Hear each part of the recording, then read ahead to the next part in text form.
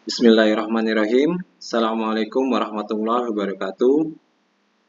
Mari kita awali pertemuan ini dengan baca basmalah bersama-sama. Bismillahirrahmanirrahim. Rabbi shrah li sadri wa yassir li amri wa hlul 'uqdatam min lisani yafqahu qawli. Allahumma shalli ala Muhammad wa ali Muhammad. Teman-teman semua, selamat bertemu di perkuliahan Ekonomi Islam. Di pertemuan pertama ini kita akan membahas mengenai pengantar tentang ekonomi Islam. Ya, jadi harapannya dari pembelajaran ini adalah mahasiswa dapat menjelaskan dan memahami teori ekonomi dari sudut pandang Islam. Kalau seperti kita ketahui bahwa di dunia ini terdapat beberapa sistem ekonomi ya. Yang cukup familiar adalah sistem ekonomi sosialis dan kapitalis. Karena ini dianut oleh dua negara besar ya, sebagai induknya, diikuti oleh beberapa negara sebagai anak-anaknya gitu ya. Dan ini selalu terlihat sekali perbedaan yang mencoloknya ya. Nanti kita akan bahas juga sehingga kita tahu apa perbedaan yang mencolok yang signifikan, sehingga kita bisa mengidentifikasikan oh negara ini menganut ekonomi sosialis, negara ini menganut ekonomi kapitalis gitu ya. Lalu ada ekonomi campuran dan ada sistem ekonomi Islam atau ekonomi syariah gitu ya. Nah, dalam sistem ekonomi sosialis atau komunis, ini muncul sebagai akibat dari paham kapitalis yang mengeksploitasi manusia, sehingga negara ikut campur cukup dalam dengan perannya yang sangat dominan. Jadi kalau dalam sistem ekonomi sosialis ini, ciri-cirinya adalah tidak adanya kebebasan dalam melakukan aktivitas ekonomi bagi individu-individu, melainkan semuanya untuk kepentingan bersama. Tidak diakuinya kepemilikan pribadi, dan negara bertanggung jawab dalam mendistribusikan sumber dan hasil produksi kepada seluruh masyarakat. Jadi dalam sistem ekonomi sosialis atau komunis, itu kekayaan pribadi tidak diakui. Artinya semua harta atau semua kekayaan itu menjadi milik negara. Ya, menjadi milik negara yang untuk digunakan untuk kepentingan bersama. Ya, makanya di poin 2 ini tidak diakui kepemilikan pribadi gitu ya. Karena semuanya menjadi milik negara, negara yang mengontrol semua aktivitas ekonomi, sehingga negara juga bertanggung jawab untuk mendistribusikan semua sumber dan hasil produksi kepada seluruh masyarakat. Sehingga dalam sistem sosialis ini, prinsipnya adalah bagaimana tercipta suatu keadilan, suatu pemerataan. Harapannya seperti itu. Makanya semua dikelola oleh negara supaya semua masyarakatnya merasakan keadilan. Ini dasarnya kenapa timbul sistem ekonomi sosialis. Negara ingin menciptakan warganya yang berkehidupan yang layak, semua yang adil, yang merata, maka diciptakanlah ketentuan bahwa semuanya diatur oleh negara. Semuanya menjadi tanggung jawab negara. Nah, dalam kapitalis, kalau kapitalis ini dia menganut sistem mekanisme pasar, lebih bersifat individualis. Artinya memang yang punya modal, ya silakan dia bisa mengembangkan usahanya, menjalankan usahanya secara pribadi, ya, dia bisa menambah hartanya sendiri, menambah asetnya bagi yang punya modal gitu ya. Yang tidak, ya sudah menjadi risiko sendiri gitu ya. Karena cita-citanya adalah di sini jelas cita-citanya adalah adanya pertumbuhan ekonomi. Jadi harapan semakin banyak yang memiliki modal, semakin banyak melakukan kegiatan ekonomi, pembangunan, maka di situ tumbuhlah pertumbuhan ekonomi. Ya. Ciri-ciri ekonomi kapitalis kan pertama adalah setiap individu dapat melakukan kegiatan ekonomi. Jadi kalau tadi sosialis individu tidak dibebaskan, tidak hak individu, nah di kapitalis malah sebaliknya. Pemerintah memberi kebebasan kepada individu untuk melakukan kegiatan ekonomi. Otomatis pemerintah juga mengakui kepemilikan secara pribadi. Dan efeknya adalah pemilik modal yang besar biasanya dia akan menguasai pasar. Nah ini sudah jelas ya, kelihatan perbedaan antara sosialis dan kapitalis. Ya penganutnya ya sudah bisa kita lihat juga kalau kapitalis itu negara-negara barat ya, terutama Amerika. Sedangkan kalau sosialis dulu ada Soviet, sekarang sudah bubar. Yang sekarang adalah Cina yang menguasai gitu ya. Bagaimana di Cina dengan sistem sosialis semua dikuasai oleh negara, diatur oleh negara. Jadi sebagai individu tidak punya hak apa-apa terhadap kekayaannya semua diatur oleh negara. Dibanding dengan Amerika gitu ya, yang dia membebaskan warga negara yang memang mempunyai dana modal yang besar ya silakan berkembang. Ya kita lihat sebagai pemilik-pemilik produk-produk yang cukup terkenal umumnya dari Amerika ya. Ada Elon Musk misalkan, ada apa namanya pencipta Microsoft itu Bill Gates gitu ya, kan dari Amerika. Tapi di satu sisi dengan ini akan menimbulkan ketimpangan kan ya. Yang di satu sisi ada juga banyak timbul kemiskinan, ya kan? Timbul kemiskinan yang itu juga akhirnya menjadi PR dari negara juga. Selanjutnya sistem ekonomi campuran. Ini adalah perpaduan antara kapitalis dan sosialis yang mana mengambil garis tengah antara kebebasan dan pengendalian, yang berarti juga garis tengah antara peran mutlak negara atau kolektif dan peran menonjol dari individu. Ciri-cirinya adalah kegiatan ekonomi dilakukan oleh pemerintah dan swasta, transaksi ekonomi terjadi di pasar dan ada campuran dari tangan pemerintah, ada persaingan serta masih ada kontrol dari pemerintah. Nah ini ya di Indonesia konon menganut sistem ekonomi campuran seperti ini, ya. Artinya kita mengambil semi kapitalis, artinya kita memberikan kebebasan, tapi juga ada pengembalian.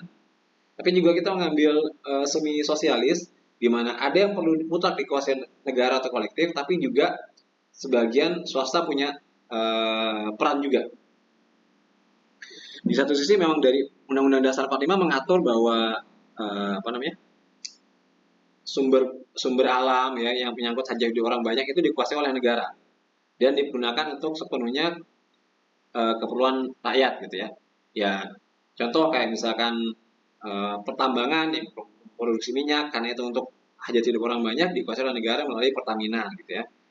Transportasi darat, kereta api gitu ya. Karena itu untuk kepentingan orang banyak akhirnya dikelola oleh pemerintah saja. Pun demikian misalkan kayak transportasi udara, pemerintah membuat Garuda. Namun karena ini bisa berkembang, akhirnya diajaklah peran serta dari swasta juga. Muncullah beberapa maskapai dari swasta gitu ya. Jadi kegiatan ekonominya bisa dilakukan oleh pemerintah dan swasta bersama-sama. Transaksinya terjadi di pasar, tetap ada aturan pemerintah sebagai regulator yang memberikan peraturan, tapi ada juga transaksi swasta di pasar, ada campur tangan pemerintah sebagai regulator, gitu ya. Nah, dengan adanya persaingan ini tetap masih ada kontrol dari pemerintah. Jadi harusnya tidak timbul namanya monopoli nih, karena sudah ada kontrol dari pemerintah. Nah, bagaimana dengan sistem ekonomi Islam atau biasa disebut sistem ekonomi syariah gitu ya? Sistem ekonomi syariah berbeda dengan ekonomi kapitalis, sosialis maupun komunis. Ekonomi syariah bukan pula berada di tengah-tengah ketiga sistem ekonomi tersebut, sangat bertolak belakang dengan kapitalis yang bersifat individu, sosialis yang hampir semua tanggung jawab pada warganya, dan komunis yang lebih ekstrim gitu ya. Ekonomi Islam menetapkan bentuk perdagangan serta penghikmatan yang boleh dan tidak boleh ditransaksikan. Jadi sudah jelas aturannya mana yang boleh mana yang tidak. Ya berdasarkan apa? Berdasarkan Al-Quran dan hadis tentunya ya. Ekonomi dalam Islam harus mampu memberikan kesejahteraan bagi seluruh masyarakat, memberikan rasa adil, kebersamaan dan kekeluargaan, serta mampu memberikan kesempatan seluas-luasnya kepada setiap pelaku usaha. Jadi intinya dalam pelaksanaan ekonomi dalam sistem ekonomi syariah ini tetap tujuannya adalah memberikan kesejahteraan bagi seluruh masyarakat dengan adil, dengan kebersamaan dan kekeluargaan, dan juga memberikan kesempatan yang luas bagi seluruh setiap pelaku usaha. Makanya karena ekonomi ini termasuk dalam muamalah dan Islam ya, sehingga membebaskan sebagai seorang pedagang kita bertransaksi dengan pihak manapun tanpa melihat suku, agama, ras, golongan gitu ya. Karena ini sifatnya muamalah. Menurut Kordowi bahwa sistem ekonomi Islam tidak berbeda dengan sistem ekonomi lainnya dari segi bentuk, cabang, rincian, dan cara pengaplikasian yang beraneka ragam, namun menyangkut gambaran global yang mencakup pokok-pokok petunjuk, kaidah-kaidah pasti, arahan-arahan prinsip yang juga mencakup sebagian cabang penting yang bersifat spesifik ada perbedaannya. Jadi kalau dari bentuk cabang dan rincian ini secara umum sama, ya. Namun ada arahan yang bersifat spesifik. Perbedaannya adalah ada arahan yang bersifat spesifik. Sistem ekonomi Islam hadir jauh lebih dahulu sebenarnya dari kedua sistem yang dimaksud di atas, yaitu pada abad ke-6. Dengan kapitalis abad 17 dan sosialis satu abad berikutnya, abad ke-18. Dalam sistem ekonomi Islam yang ditekankan adalah terciptanya pemerataan distribusi pendapatan. Nah, prinsip-prinsip apa saja yang ada dalam ekonomi syariah? Pertama adalah kesatuan, lalu keseimbangan, lalu kebebasan dan tanggung jawab. Ya, intinya dalam menjalankan ekonomi syariah ini tetap menjaga kesatuan, lalu keseimbangan, menjaga keseimbangan barang itu sendiri, keseimbangan harga, gitu ya, harga di pasaran tidak saling menjatuhkan juga, gitu ya. Diberi kebebasan tapi juga bertanggung jawab, artinya bebas bertransaksi dengan pihak manapun selama barang itu, ya intinya selama barang itu memang halal, yang memang boleh diperdagangkan dengan pihak manapun, tapi tetap bisa dipertanggungjawabkan. Nah, dalam transaksinya ada prinsip-prinsip yang harus dijalankan dalam ekonomi syariah. Pertama adalah prinsip persaudaraan atau ukhuwah, lalu prinsip keadilan atau adalah, lalu prinsip kemaslahatan atau maslahah, lalu prinsip keseimbangan tawazun, dan terakhir adalah prinsip universalisme. Kita akan coba bahas satu persatu. Dalam prinsip persaudaraan itu harus seperti apa? Ciri-cirinya ada pertama saling mengenal, saling memahami, saling menolong, saling menjamin, dan bersinergi dan beraliansi. Jadi dalam melaksanakan transaksi dalam berdasarkan syariah, yaitu salah satu prinsip persaudaraan, kita harus berdasarkan ini dulu nih. Kita saling mengenal, saling memahami, kita niat juga tolong menolong, tidak saling menjatuhkan, tidak saling memaksa, gitu ya, saling menjamin dan saling bersinergi dan beraliansi. Lanjutnya prinsip keadilan. Prinsip keadilan pertama harus terhindar dari riba, yaitu unsur bunga dalam segala bentuk dan jenisnya, baik riba nasiah maupun riba fadl, ya. Terhindar dari kezaliman. Zalim ini adalah unsur yang merugikan diri sendiri, orang lain ataupun lingkungan. Lalu maisir. Ini maisir seperti unsur judi dan spekulatif, ya, maisir itu pengertiannya. Goror itu ketidakjelasan. Dan haram. Ya, haram dalam barang, jasa ataupun aktivitas operasionalnya, ya. Sudah jelas kalau memang haram itu. Ya, kita menjual barang-barang yang diharamkan, ya sudah jelas berarti hukumnya haram, gitu ya. Atau aktivitas operasional kita ternyata memang mengandung unsur-unsur yang bersifat haram operasionalnya, berarti jadi jatuhnya juga akan haram juga, gitu ya.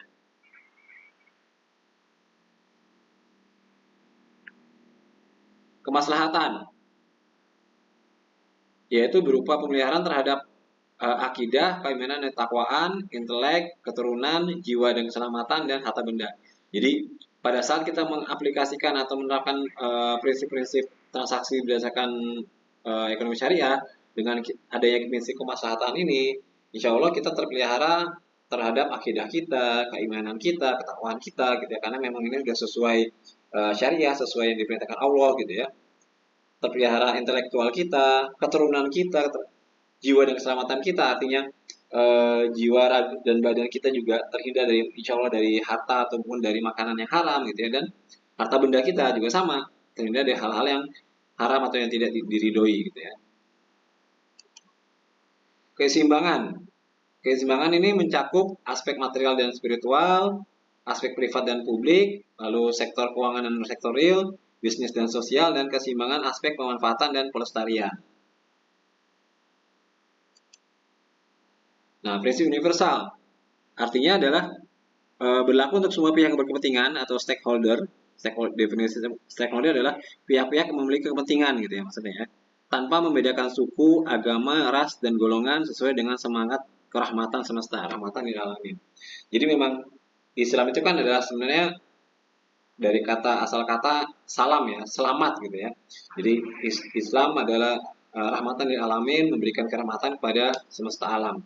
Nah, terkait masalah ekonomi ini, itu adalah salah satu bagian muamalah dari hukum Islam. Nah, kalau bicara muamalah berarti adalah hablum minanas, hubungan antara manusia dengan manusia. Jadi sah-sah saja ketika kita bertransaksi dengan sesama manusia yang berbeda agama mungkin, berbeda keyakinan, ya berbeda suku, berbeda ras, berbeda golongan, itu sah-sah saja.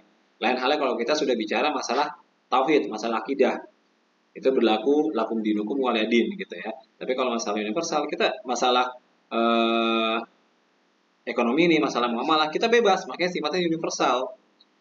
Ya, kita menerapkan transaksi syariah pun diterapkan dengan orang yang non muslim, ya nggak apa-apa, selama mereka eh, mau mengikuti aturannya, mereka tidak dirugikan, ya monggo saja gitu ya. Makanya ini sifat dari universal dari sistem ekonomi syariah. Nah, lalu ada istilah-istilah dalam transaksi syariah. Pertama adalah mudharabah, lalu murabahah, dan ketiga adalah musyarakah. Mudharabah adalah akad kerjasama suatu usaha antara dua pihak, di mana pihak pertama menyediakan seluruh modal, sedangkan pihak kedua bertindak selaku pengelola dan keuntungan usaha dibagi di antara mereka sesuai kesepakatan yang dituangkan dalam kontrak. Jadi kalau akad mudharabah ini kesepakatan antara dua pihak, di mana salah satu pihak pasif hanya sebagai penyedia modal saja, dan pihak kedua yang aktif sebagai pengelola. Nah, keuntungannya bagaimana? Disepakati bersama di awal oleh kedua belah pihak. Apakah memang mau 50-50 misalkan, atau memang sebagai pihak modal karena dia punya keuntungan, dia misalnya minta 60%, atau malah sebaliknya karena dia hanya pasif aja, hanya menjaga modal, dia lebih kecil persentase daripada yang pelaksana. Itu sah-sah saja. Yang penting kedua belah pihak sepakat, tidak ada yang merasa terzolimi, ya. Itu disebut akad mudharabah. Satu pihak aktif, satu pihak pasif, ya. Lalu akad murabahah. Nah, ini adalah menjual suatu barang dengan menegaskan harga belinya kepada pembeli, dan pembeli membayarnya dengan harga yang lebih sebagai laba, ya. Ini jadi bukan sebagai bunga ya, tapi sebagai laba, ya. Jadi misalkan saya punya kendaraan, ya. Saya penjual ya, saya punya kendaraan, saya beli, atau kendaraan tersebut saya modali seharga 1 juta. Nah, saya tidak menyebutkan nilai jualnya, saya cuma bilang harga modal saya adalah 1 juta. Silakan Anda menawar. Nah, ketika ada orang menawar 1,5 juta, 2 juta, 3 juta, selama saya ridho, ya saya akan terima. Misalkan saya ridho yang 2 juta, atau saya ridho 1,5 juta, ya silakan, itu menjadi sah gitu ya. Yang penting ada kelebihan untuk saya sebagai keuntungan, yang disebut laba itu tadi, ya. Nah, ini murabahah, jadi akad seperti itu. Akad yang menyatakan bahwa si penjual biasa menyampaikan harga modal atau harga belinya, ya. Nah, silakan si calon pembeli menawar harga berapa. Selanjutnya adalah musyarakah. Ini hampir sama tadi seperti mudharabah, cuma bedanya kalau musyarakah ini bersama-sama menjalankan usaha secara bersama-sama. Jadi tidak ada yang aktif, tidak ada yang pasif. Semuanya bersama-sama menjalankan, menanggung resiko juga sama-sama, baik untung maupun rugi gitu ya. Pembiayaan berdasarkan akad kerjasama antara dua pihak atau lebih untuk suatu usaha tertentu, di mana masing-masing pihak memberikan kontribusi dana dengan ketentuan bahwa keuntungan dan risiko akan ditanggung bersama sesuai dengan kesepakatan. Ya. Jadi ada 3 prinsip dalam transaksi: mudharabah, murabahah, dan musyarakah. Nah, apa yang membedakan ekonomi syariah dengan ekonomi konvensional? Yang jelas dalam ekonomi Islam itu memiliki 3 prinsip, yaitu berdasarkan tauhid, ketuhanan, ya, kita mengakui semuanya dari Tuhan, perintah dari Allah Subhanahu wa taala, akhlak, ya, perilaku kita yang mencerminkan seorang muslim, dan keseimbangan, ya. Harus menjaga keseimbangan di pasar, tidak boleh serta-merta juga merusak pasaran ya, atau merusak harga pasar, merusak kondisi pasar, seperti itu. Nah, dalam sistem ekonomi Islam jelas menghindari riba. Ayatnya sudah jelas di surat Al-Baqarah ayat 275, bahwa orang-orang yang memakan atau mengambil riba tidak dapat berdiri melainkan seperti berdirinya orang yang kemasukan syaitan lantaran tekanan penyakit gila. Keadaan mereka yang demikian itu adalah disebabkan mereka berkata atau berpendapat sesungguhnya jual beli itu sama dengan riba. Padahal Allah telah menghalalkan jual beli dan mengharamkan riba. Orang-orang yang telah sampai kepadanya larangan dari Tuhannya lalu terus berhenti dari mengambil riba, maka baginya apa yang telah diambilnya dahulu sebelum datang larangan. Dan urusannya terserah pada Allah. Orang yang mengulangi mengambil riba, maka orang itu adalah penghuni-penghuni neraka. Mereka kekal di dalamnya. Nauzubillah min dzalik, ya. Kita berlindung, semoga kita terhindar ya dari hal seperti ini ya. Jadi secara literal riba itu ada bermakna tambahan atau al-ziyadah. Sedangkan menurut istilah, menurut Imam Ibnu Al-Arabi mendefinisikan riba dengan semua tambahan yang tidak disertai dengan adanya pertukaran kompensasi. Ya. Semua tambahan yang tidak disertai dengan adanya pertukaran kompensasi. Sedangkan Imam Suyuti dalam tafsir Jalain menyatakan riba adalah tambahan yang dikenakan di dalam muamalah uang maupun makanan, baik dalam kadar maupun waktunya. Ya. Jadi kalau misalkan, ya jelas lah kita misalnya uang 100, ya nanti dikembalikan lagi 100. Kalau sudah dikembalikan menjadi 101.000, itu menjadi riba yang 1.000-nya gitu ya. Makanan juga seperti itu, beras takaran sama dengan beras gitu ya. Itu menghindari ribanya. Makanya juga tidak ada transaksi yang sejenis kan, emas ditukar dengan emas gitu. Sebaiknya barang yang berbeda tinggal diukurnya yang sama seperti itu. Baik, demikian untuk pertemuan kali ini. Semoga bermanfaat dan menjadi amal jariah buat kita semuanya. Bisa kita manfaatkan untuk diri kita pribadi maupun untuk lingkungan sekitar, dan jangan lupa untuk kita selalu mendoakan agar kita selalu diberi kesehatan, diberi keberkahan, diberi kemudahan dan kelancaran dalam setiap aktivitas kita. Jangan lupa setelah ini teman-teman bisa absen melalui Google Form yang saya berikan. Kita akhiri dengan baca hamdalah. Alhamdulillahirabbil alamin. Wabil hidayah wa taufik. Assalamualaikum warahmatullahi wabarakatuh.